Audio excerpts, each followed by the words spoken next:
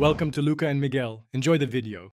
You start by confirming prerequisites, Visual Studio with the Python workload and a local interpreter. Once installed, open Visual Studio and create a new Python application project. Make sure to choose or create a virtualenv or conda environment so dependencies stay isolated. Point the project to the exact interpreter path if needed. This avoids version mismatches.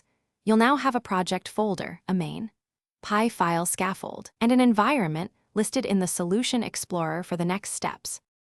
Once your project exists, configure how it runs, open project properties or launch. JSON, set the script, arguments, and working directory. Then write code using IntelliSense for completions and type info. This speeds development and reduces bugs. Use quick actions to import or refactor automatically.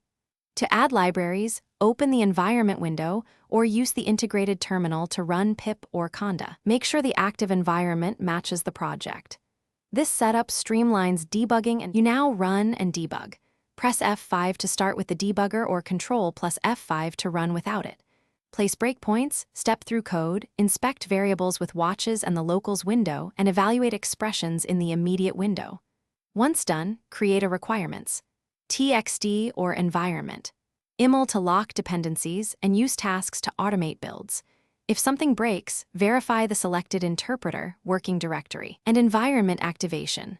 Also inspect the output and terminal logs to pinpoint path or import errors. Thanks for watching and please subscribe. It's the best investment you'll ever make.